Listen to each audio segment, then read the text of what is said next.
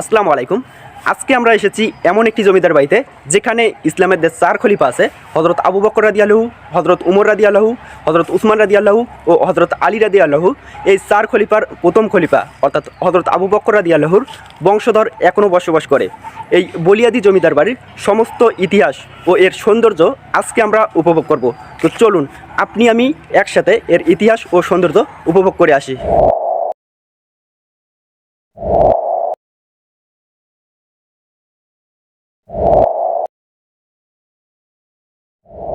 তো আমরা এখন বলিয়াদি জমিদার বাড়ির যে প্রবেশদ্বার আছে, অর্থাৎ এই জমিদার বাড়ির যে রাস্তা আছে সেই রাস্তা দিয়ে প্রবেশ করতেছি এবং দেখতে পাচ্ছি যে এই রাস্তার সংস্কার করা হচ্ছে। এই জমিদার বাড়ির প্রবেশদ্বারে অর্থাৎ শুরুতে আমরা দেখতে পাচ্ছি হাতের বাঁ সাইডে আছে যেটি বলিয়াদি জামে মসজিদ।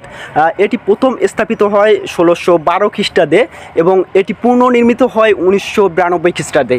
যিনি এটি তদারকি করে কিংবা যার আয়ত্তে বর্তমানে আছে তিনি হলেন চৌধুরী তানভীর আহমেদ সিদ্দিকী। তিনি এখন এই যে জমিদার বাড়ি আছে এই জমিদার বাড়ির মূলত মূল অর্থাৎ হযরত আবু বকর রাদিয়াল্লাহু 37তম বংশধর তিনি, অর্থাৎ চৌধুরী তানভীর আহমেদ সিদ্দিকী।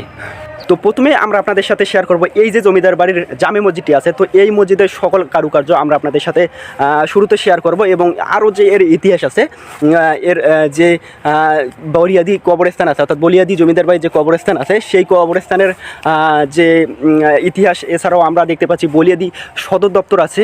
তো সেগুলো আমরা আপনাদের সাথে তুলে ধরবো, সেই সাথে এর যে জমিদার বাড়ির যে মূল যে কারুকার্য আছে সেগুলো আপনাদের সাথে তুলে ধরবো। তো আপনারা আমাদের সাথেই থাকুন।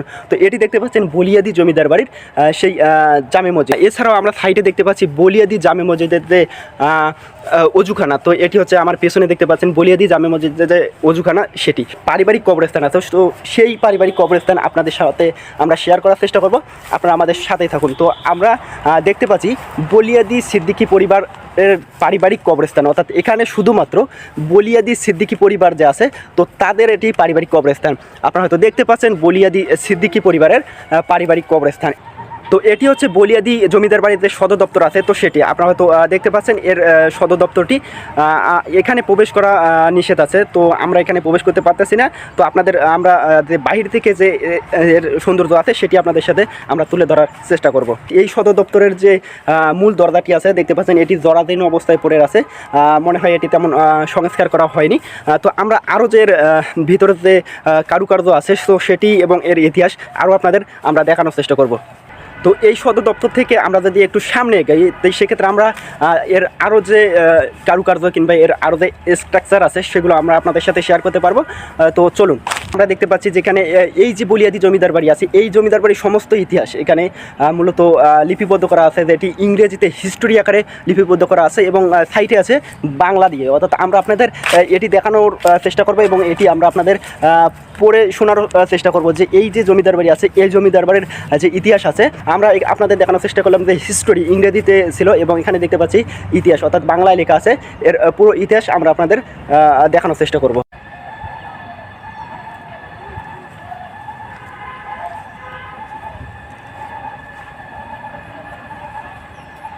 তো এই ইতিহাস থেকে আমরা জানতে পারি 1612 খ্রিস্টাব্দে মুঘল সম্রাট জাহাঙ্গীর ফরমান বলে এই বলিয়াদি জমিদার বাড়ির মূলত প্রতিষ্ঠিত হয়।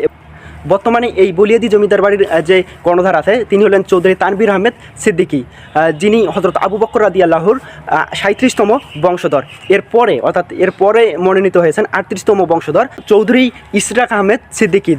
সবথেকে যে বিষয়টি আমাদের খারাপ লেগেছে এখানে এসে সেটি হচ্ছে এই যে বাড়ি আছে এই বাড়ির মূল যে ঐতিহ্য ইতিহাস আছে তো সেখানে আমরা প্রবেশ করতে পারিনি। এর যে ভেতরে যে ইতিহাস আছে এর যে সৌন্দর্য আছে সেগুলো আমরা আপনাদের সাথে তুলে ধরতে পারিনি।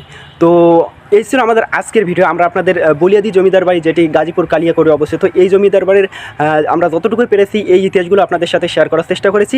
ভিডিওটি যদি আপনাদের ভালো লেগে থাকে সেক্ষেত্রে অবশ্যই ভিডিওতে একটি লাইক করবেন এবং আপনার গুরুত্বপূর্ণ মতামত আমাদের কমেন্ট করে জানাতে পারেন। আল্লাহ হাফেজ।